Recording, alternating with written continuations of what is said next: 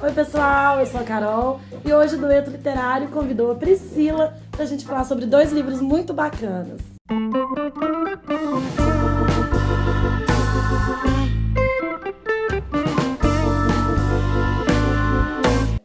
Oi gente, eu sou Priscila, eu sou estudante de letras e a leitura está presente na minha vida desde sempre. Fiquei muito feliz pelo convite da Rede Trilho, da Carol. Hoje nós trouxemos 2 obras que todo mundo conhece. Se não conhece, se nunca leu, pelo menos já ouviu falar. Que é Alice no País das Maravilhas, do Lewis Carroll. E O Pequeno Príncipe, do... Ai gente, não sei se é assim. Do Saint-Exupéry. Bom, todo mundo conhece, já ouviu falar, ou assistiu algum filme, algum desenho, alguma adaptação dessas 2 obras. Alice no País das Maravilhas foi publicado em 1865, ou seja, ele já tá aí, já tem muitos anos e continua encantando todo o público, seja infantil ou seja adulto. Assim como O Pequeno Príncipe também, né, que já é um senhorzinho de 70 anos. São 2 obras que já caíram no domínio público, então assim, as pessoas usam para fazer adaptações. Então, existem várias versões de Alice e Pequenos Príncipes. Só que nós estamos com as histórias originais. E para quem não conhece, ou mesmo para quem conhece, a gente vai falar um pouquinho sobre isso e tentar entender por que esses livros fazem tanto sucesso, por que essas histórias são tão encantadoras para as pessoas.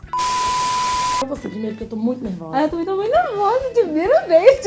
Eu falei pra você, todo mundo acha que eu sou espontânea, eu não sou, é tudo um finge, né? Gente, eu sou espontânea, fora dos flash and lights. Né, gente? Não sei. Dor aqui, ué. Me bate um tapa na costa. Ai, mas não tão forte. Desculpa. Bom, a história do Pequeno Príncipe gira em torno do encontro de um aviador com uma criança no deserto do Saara. O livro começa com o aviador se lembrando da época quando ele era criança, em que ele fazia desenhos e as pessoas grandes é o termo que ele usa para falar dos adultos, né? Invalidavam os desenhos dele, nunca entendiam, né? Ele sempre diz que as pessoas grandes precisam de explicações. E falando da forma como as pessoas grandes enxergam as crianças. Aí um dia o avião dele dá uma pane e ele cai no deserto do Saara, encontrando o Pequeno Príncipe. E aí o aviador descobre que o Pequeno Príncipe veio de outro planeta. E que aí, e que o motivo da vinda do Pequeno Príncipe foi porque ele buscava respostas a um conflito que começou lá no planeta dele. No planeta, ele não tinha muitas coisas para fazer. Ele ficava assistindo pôres do sol, limpava os vulcões, até que um dia nasceu uma flor no planeta dele, uma rosa. E aí o Pequeno Príncipe é apresentado ao amor. Ele se apaixona pela rosa, ele fica encantado com a ideia de ter uma rosa ali no planeta dele e tudo. Mas a Rosa é muito orgulhosa. Ela não liga muito pro Pequeno Príncipe. E aí o Pequeno Príncipe chega à conclusão de que ele é muito jovem pra amar e que ele precisa sair do planeta. Ele se assusta com a novidade do sentimento, né? Ele não tinha isso, de repente ele sente uma coisa enorme. O que é isso? Verdade.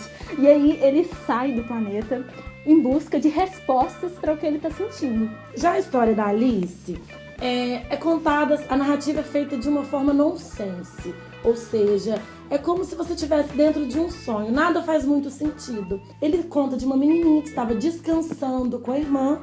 E ela vê um coelho correndo, falando que está atrasado.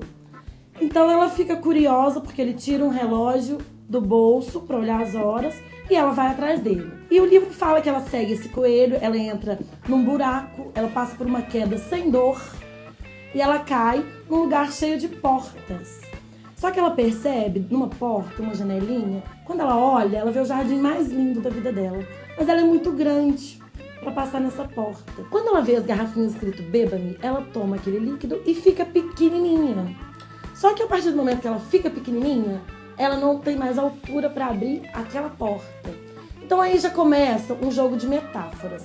A Alice, após ela entrar no buraco e cair, ela entrou no País das Maravilhas, um país onde nada faz sentido. Então esse livro, ele é uma grande metáfora ele se utiliza de personagens descabidos, de coisas muito esquisitas, que representam alguma coisa da nossa imaginação que o mundo não permite que a gente dê um olhar profundo diante dessas coisas. Então a gente tem um chapeleiro maluco, uma rainha malvada, lebres, coelhos que falam, coisas completamente que não fazem sentido na nossa vida real. Porém, tem um significado muito grande dentro da nossa imaginação, dentro da forma que a gente sente as coisas. Aí, dentro desse contexto, né, a gente consegue pensar, né, e refletir que O Pequeno Príncipe e Alice são obras que nos fazem refletir sobre como que no dia a dia nós somos impedidos, né, indiretamente, diretamente, de dar credibilidade aos nossos sentimentos, aos nossos sonhos, as nossas imaginações, e como também que as pessoas olham para as crianças, como elas enxergam o mundo de uma forma diferente. A maioria das pessoas não dão credibilidade a isso. Então o livro ele vem para nos mostrar, né, para nos fazer refletir sobre esse assunto. E eu acho interessante porque as duas histórias cativam pessoas de todas as idades. Por quê? Porque a linguagem desses dois livros é uma linguagem fácil. Qualquer criança que lê entende. Porém, por que os adultos ficam tão fascinados? Porque os adultos têm a capacidade de compreender a metáfora diante de determinados elementos. A criança não precisa disso, porque a criança sonha, a criança imagina. E o adulto não, o adulto já tá fechado, entendeu? Ele tenta ser realista. Então, a partir do momento que uma criança lê, aquilo é real, aquilo é a realidade da cabecinha dela. Um adulto que não tem isso, quando lê, consegue entender. Nossa, mas você tá falando disso. Tá falando quantas vezes eu abandonei, por exemplo, ele abandona a Rosa, o Pequeno Príncipe, porque ele fica com medo. Quantas vezes a gente abandona o que a gente ama porque a gente tem medo de lidar com isso? Eu acho que isso é a parte mais interessante dos dois livros. Essa capacidade de nos fazer pensar e perceber o mundo à nossa volta de uma forma diferente, mais simples e mais leve.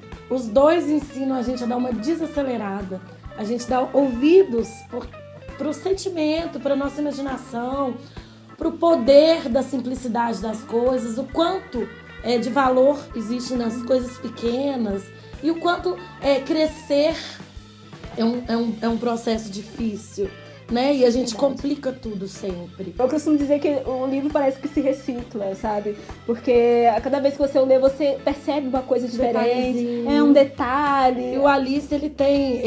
É um objeto de estudo de qualquer pessoa, independente se a pessoa é estudada ou se não é estudada, porque ele tem muitas referências históricas, ele tem metáforas, ele tem charadas.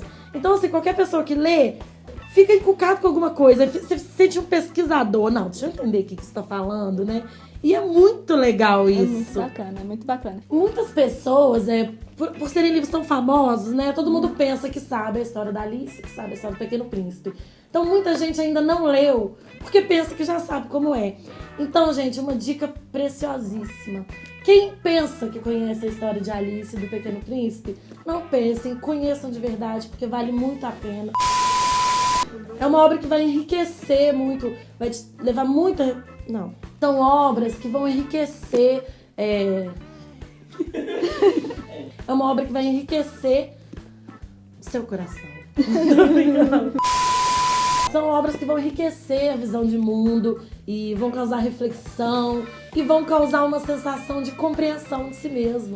Então esses livros permitem a gente entrar em contato com aquilo que foi perdido da nossa infância, porque são histórias que não querem trabalhar uma moral, um ensinamento de um adulto para uma criança, fazer aquela hierarquia de idade. Muito pelo contrário, a história busca simplesmente fazer a gente entrar dentro da dimensão do pensamento, do raciocínio infantil. Esse pensamento é encontrado nos dois livros. Quando eu li, eu tive a impressão assim, bom, a gente se preocupa, a gente está tão atrelado à nossa rotina, às coisas que nós fazemos diariamente, e paramos de olhar com delicadeza para as coisas, não dão credibilidade ao que a criança quer falar. Ou para a sua própria criança, né? A gente não dá credibilidade para nossa vozinha. A gente costuma falar aqui no Dueto que literatura boa é aquela que incomoda. Essas duas leituras não são incômodas porque elas te fazem sentir bem, mas você vai ter o sentimento de incômodo quando você parar pra pensar o quanto da sua criança você deixou escondido. Então é isso, pessoal. Esse foi o dueto de hoje. Espero que vocês tenham gostado. A gente adorou fazer esse dueto, né, Priscila? Porque realmente muito bonitinho essas histórias. Então é isso. Muito obrigada por ter participado. Adorei. Então se inscreva no canal. Curta o vídeo se você gostou. Não esqueça de compartilhar. E comentar o que você achou. Seu feedback é bem-vindo. Obrigada, gente. Tchauzinho. Com a Priscila pra gente fazer o próximo. Não. A presença do Yureli me deixa nervosa. Sobre 2 livros clássicos. Não. Presença. Ai, gente, mentira. Oi, gente. Ai, não sei. Calma, devagar. Por isso que todo meu vídeo faz. Que eu falo rápido. Pra ajudar no... Eu não sei lidar, pera. Como eu vou fazer pra sintetizar? A menina está com sede. Só um minutinho, meu bigode tá suando. Agora que eu vou limpar. As pessoas grandes são... O quê? Foi eu. Aí eu travei igual estátua. Se inscreva no canal. Curte meus comentários. É horrível, não é? Te falei que era horrível? É horrível, não é legal. Isso aqui não é legal.